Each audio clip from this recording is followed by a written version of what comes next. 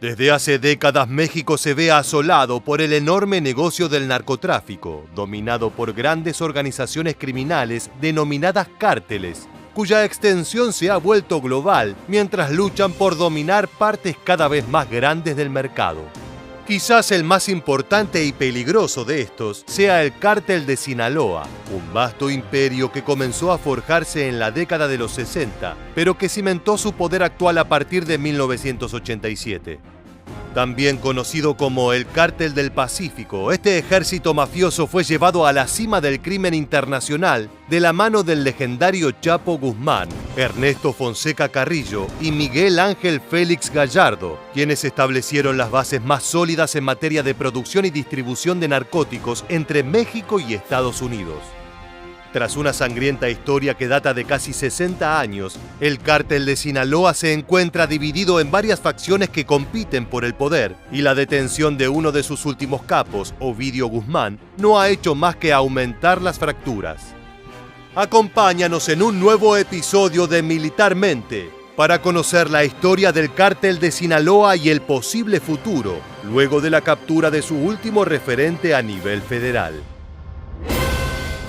Aunque el Cártel de Sinaloa fue fundado oficialmente en 1987, su historia se remonta a la década de 1960, cuando un solo hombre decidió establecer rutas para traficar marihuana y opio a través de la frontera entre México y Estados Unidos.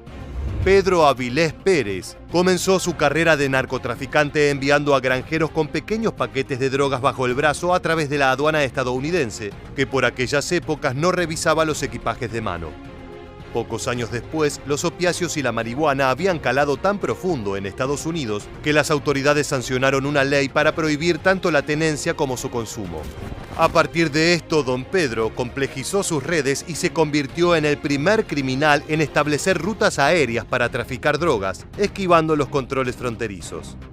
El dinero comenzó a ingresar por montones y don Pedro sumó otras personas a su organización, mientras entrenaba directamente a su mano derecha, su sobrino Joaquín Archibaldo Guzmán Loera, quien más tarde sería conocido como El Chapo. En 1978, con la muerte del León de la Sierra, como se lo conocía a don Pedro, el Cártel de Sinaloa pasó a manos de su hermano, Luciano Reynosa Pérez, que se estableció como el nuevo capo.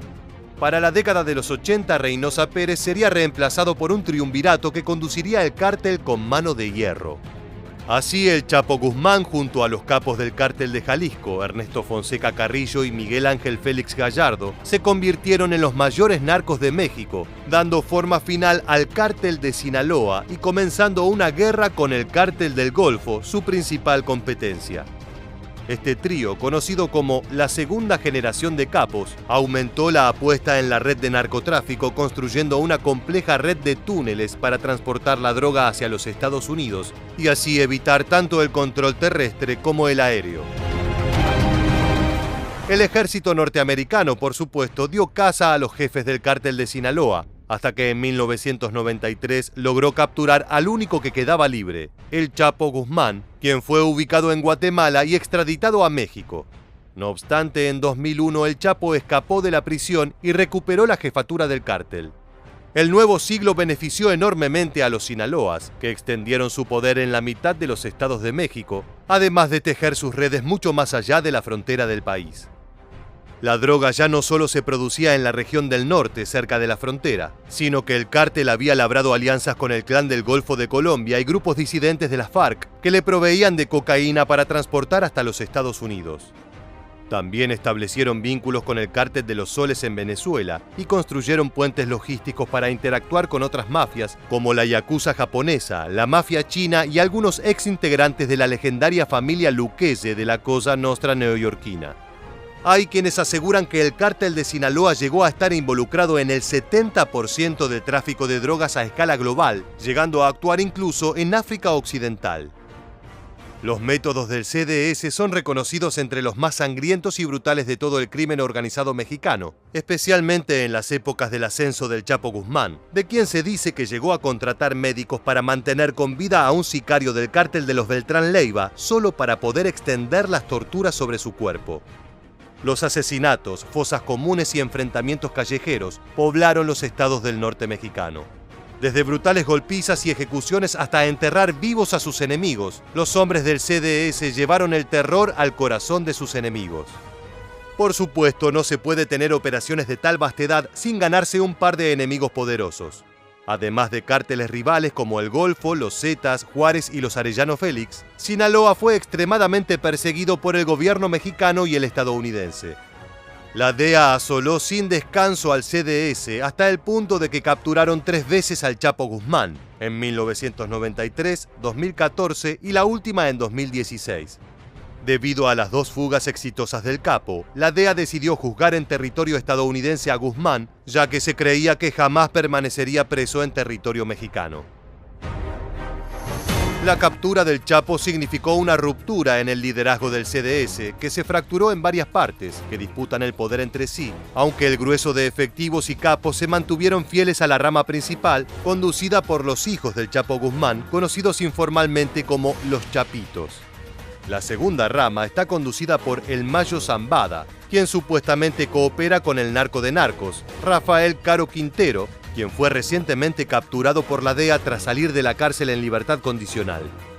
Finalmente, la tercera rama disidente está liderada por el hermano del Chapo, Aureliano El Guano Guzmán Loera.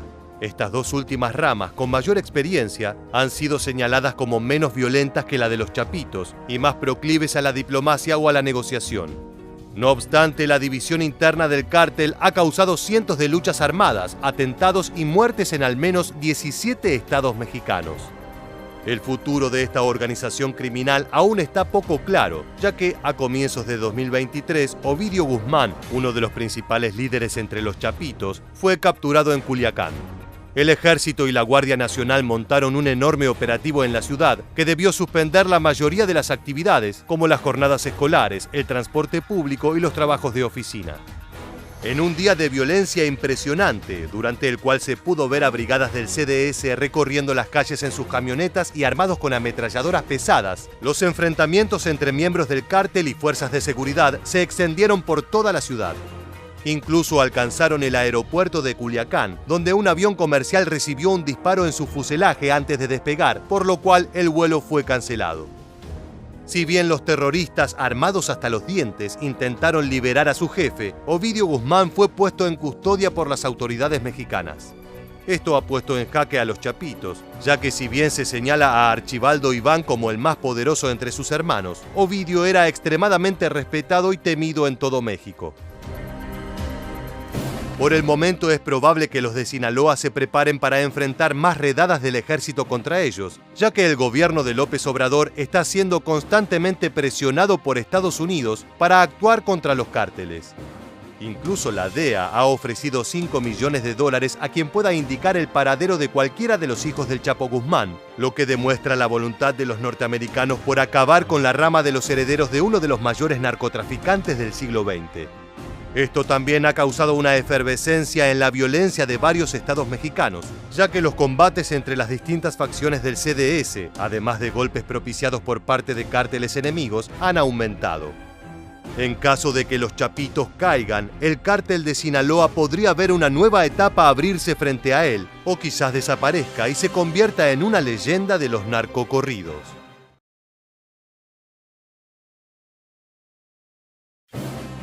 Narcotráfico, extorsión, robo, sicariato. Esas son algunas de las actividades que definen al Comando Vermelho, una de las mayores y más temidas organizaciones criminales de Brasil.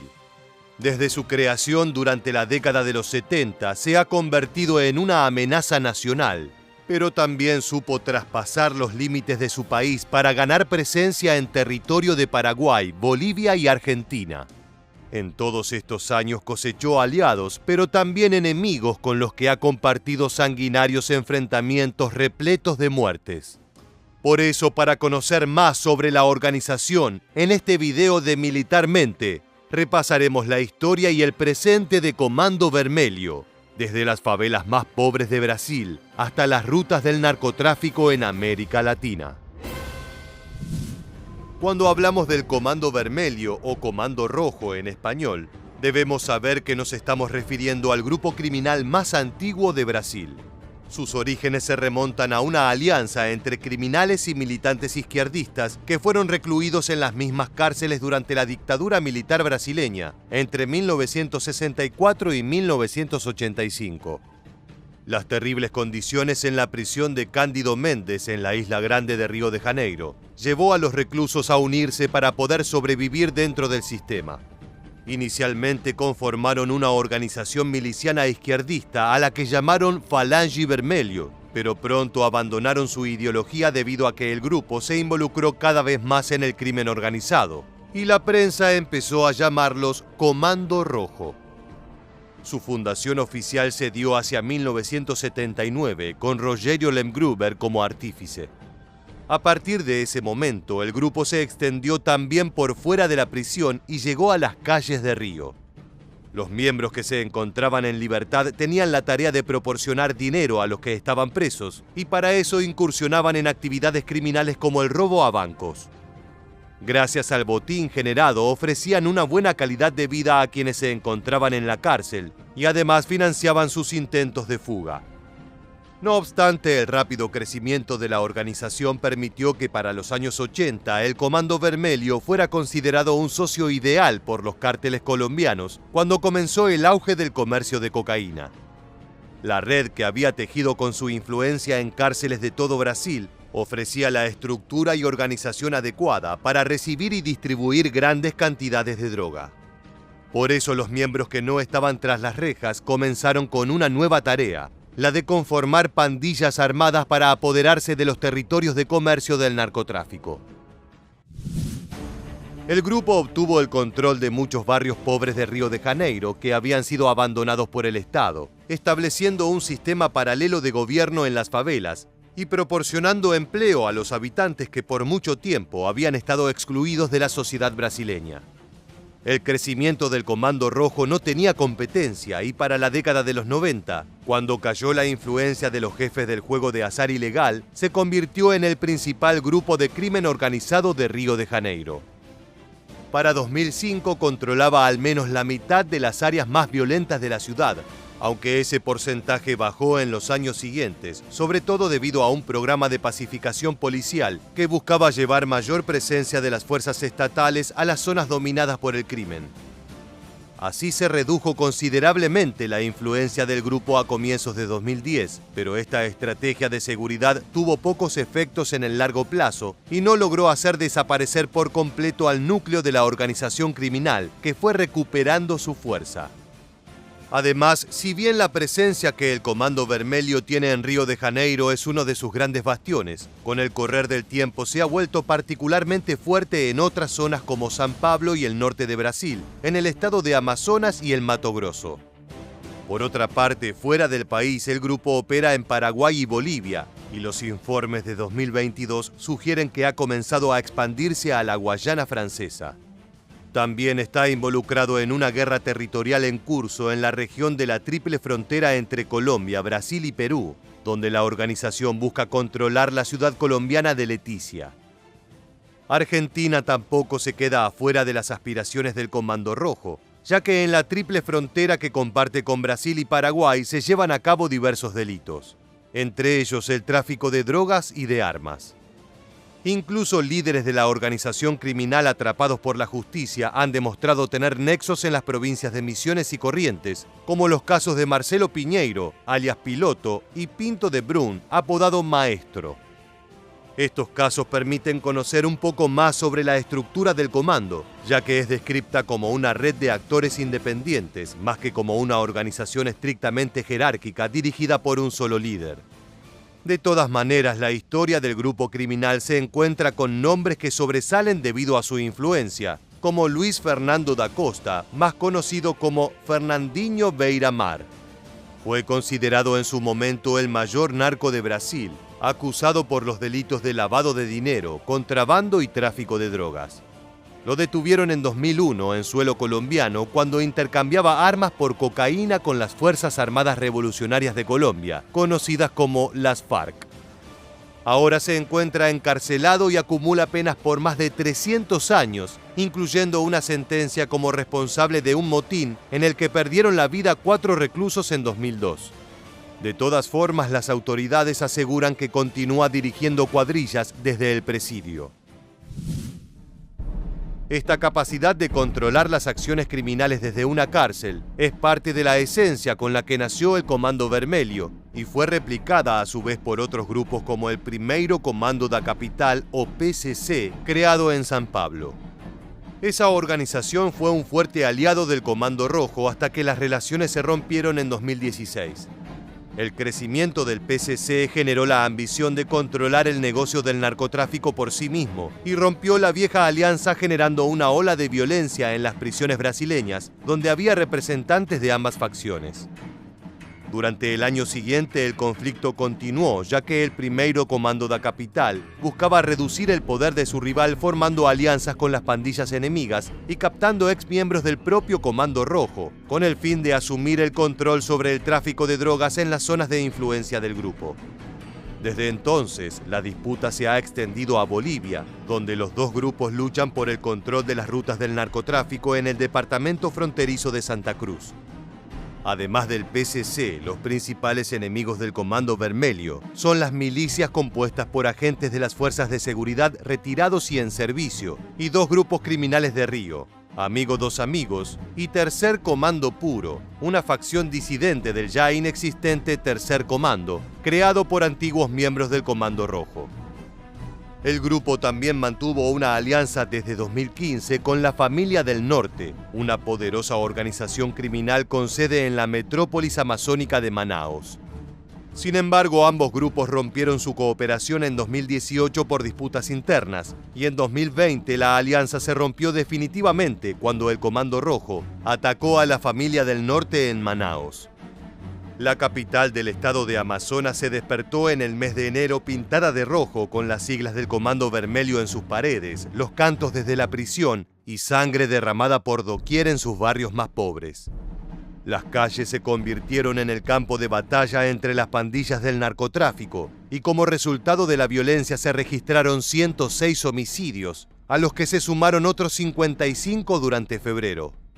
La campaña permitió que el Comando Rojo lograra el control del 80% de los barrios de Manaos. En la actualidad, una preocupación creciente para el grupo criminal más antiguo de Brasil es el ritmo en el que las favelas de Río de Janeiro bajo su control han sido objeto de violentas redadas policiales.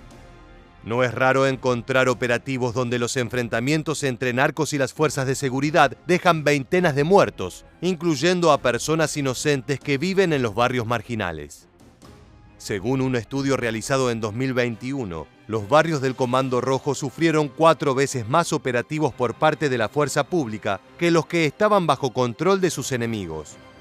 Además, la pérdida de territorio a manos de las milicias podría convertirse en una amenaza real para el control territorial del grupo en el futuro. De todas formas, el Comando Vermelho ya ha pasado por periodos difíciles tras la ruptura de viejas alianzas y violentas disputas, y aún así continúa siendo uno de los más poderosos y temidos grupos criminales de Brasil.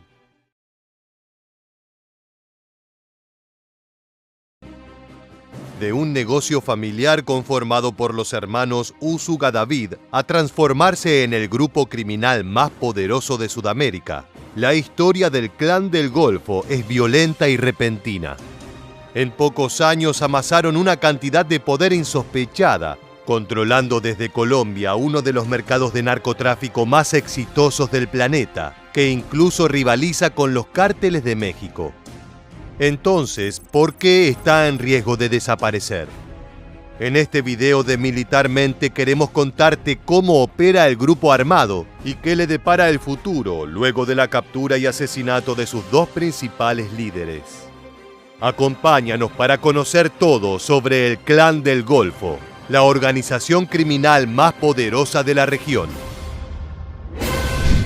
Si bien las actividades delictivas de los hermanos Dairo Antonio y Juan de Dios Usuga-David preceden por varios años a la organización, se considera el 15 de octubre de 2008 como el día en que nació el grupo armado colombiano Clan del Golfo. Ese fue el día en que circularon en la región de Urabá unos amenazantes panfletos que anunciaban el origen de un nuevo movimiento y de sus planes a futuro.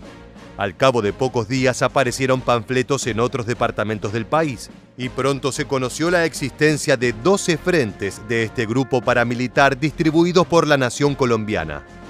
Así se daba inicio a uno de los capítulos más violentos de la historia latinoamericana.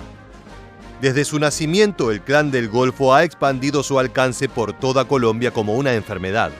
Actualmente controlan más de la mitad de la droga que sale del país, pero esa enorme red de influencias no se tejió de un día para el otro.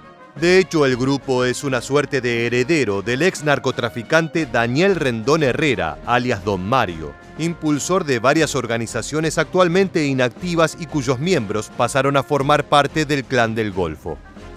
Entre la cartera de negocios de Herrera se encontraba el tráfico de drogas, masacres a figuras políticas, asesinatos a población civil y a miembros de policía, y el cobro del denominado impuesto revolucionario, es decir, el monto que cobran a negocios para asegurarles protección. En el enorme arsenal de la banda criminal se incluyen armas de fuego de corto alcance como pistolas y revólveres, pero también armas de nivel militar como rifles y subfusiles. Las pistolas 9x19 mm Parabellum, revólveres 38 Special, subfusiles Uzi y los clásicos AK-47 y 74 se encuentran entre los modelos favoritos de los sicarios colombianos. En ocasiones se han incautado también escopetas y granadas, aunque estos armamentos se reservan para enfrentamientos especialmente brutales. Desde su nacimiento, la agrupación mantenía una fuerte rivalidad con otras bandas emergentes, entre las que figuraban Los Rastrojos y la Oficina de Envigado. Los brutales enfrentamientos eran por el control del territorio de Córdoba y el manejo del tráfico de estupefacientes en otras regiones. La sangre corrió y se registraron tiroteos entre los sicarios de ambos grupos, pero de acuerdo a información brindada por parte de una red de informantes, representantes del clan Úsuga, Los Rastrojos y otros grupos similares llevaron a cabo una reunión clandestina en 2012 en la ciudad de Medellín. En ese concilio de narcotraficantes se acordó una paz entre cárteles y la repartición de territorios a nivel nacional para acabar con las balaceras entre colegas. El Clan del Golfo no se contentó con formar alianzas con otros grupos narcotraficantes, sino que mantenía nexos con la guerrilla desmovilizada de las FARC-EP para facilitar el procesamiento y tráfico de drogas. Según la policía colombiana y la DEA, el Clan Úsuga exporta cocaína hacia toda América Central por medio de sumergibles construidos de forma artesanal. De esta manera también venden materia prima a cárteles mexicanos y a grandes compradores en Estados Unidos. El máximo jefe de la organización Clan del Golfo y una de las mentes maestras detrás de su crecimiento vertiginoso fue Dairo Úsuga David, alias Otoniel, quien se sentó en el trono del crimen colombiano hasta su captura en Necoclí el 23 de octubre de 2021. La captura de Dairo fue resultado de una larga operación de inteligencia bajo el nombre Agamenón. Lo llamativo es que en diciembre de ese año, Otoniel afirmó que no fue capturado, sino que se entregó a las autoridades, lo cual fue desmentido por el presidente colombiano de aquel entonces, Iván Duque. Al momento de su captura, Úsuga David era buscado por el gobierno de su país, que ofrecía la suma de 3.000 millones de pesos por cualquier información que llevara a su captura. Al mismo tiempo, el gobierno de los Estados Unidos lo buscaba por ser el líder de la organización. También se le acusa de reclutar menores para la trata y prostitución. Entre sus crímenes más aberrantes se encuentra el abuso de niños y adolescentes. Por todo esto, el precio por su cabeza era de unos impresionantes 5 millones de dólares. Sobre su captura, el presidente Duque dijo que se trataba del golpe más duro que se le había propiciado al narcotráfico en el siglo, y comparó la caída de Otoniel con la del capo de la droga Pablo Escobar en los años 90. El 2012 fue un año particularmente difícil para el Clan del Golfo. En el transcurso de pocos meses fueron detenidos o abatidos hombres clave para la organización narcotraficante. En marzo le tocó al jefe militar del Clan Úsuga, Jorge Iván Arboleda Garcés, una de las figuras más radicales y sanguinarias del grupo. Estaba acusado de más de 150 asesinatos y el desplazamiento de 500 familias. Garcés fue abatido en el departamento de Antioquia a manos de la policía local. En junio del mismo año fue capturado Camilo Torres Martínez, responsable del tráfico y envío de cientos de cargamentos de droga hacia Estados Unidos y Europa. Lo interesante es que fue detenido mientras celebraba su matrimonio, y en la lista de invitados había artistas de renombre internacional, políticos y hasta oficiales de policía estadounidenses. Tanto el gobierno como la sociedad colombiana consideran al Clan del Golfo como un grupo criminal, y el objetivo es que los miembros sean capturados y sometidos a la justicia. Lo curioso es que en 2016 el grupo liderado por la familia Úsaga solicitó al gobierno de Juan Manuel Santos ser incluidos en un eventual proceso de paz, de la misma manera en que el gobierno pactó con las FARC. La respuesta oficial fue que los grupos armados y las bandas criminales no tienen estatus político, por tanto el único proceso aceptado es su sometimiento ante la justicia.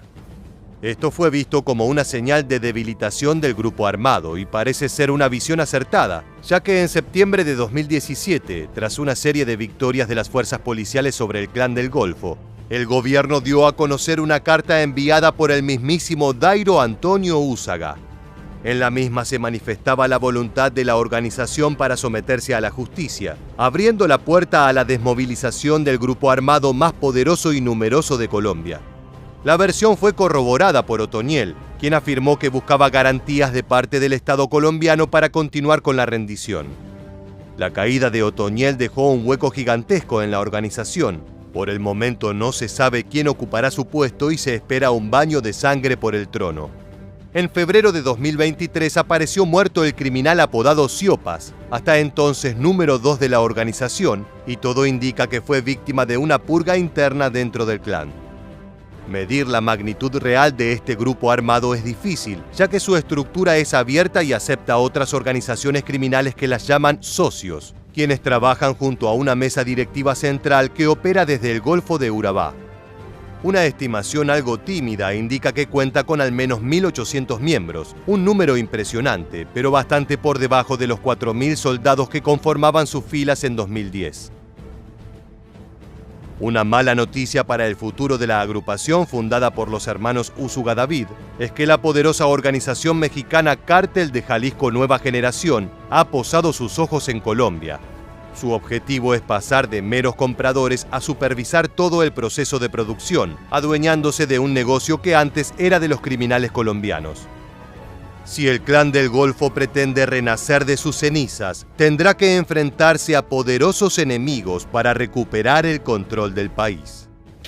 Así llegamos al final de este video. Si quieres seguir conociendo todo sobre las organizaciones criminales más brutales del mundo, te invitamos a suscribirte y activar las notificaciones. Nos reencontraremos en el próximo video de Militarmente.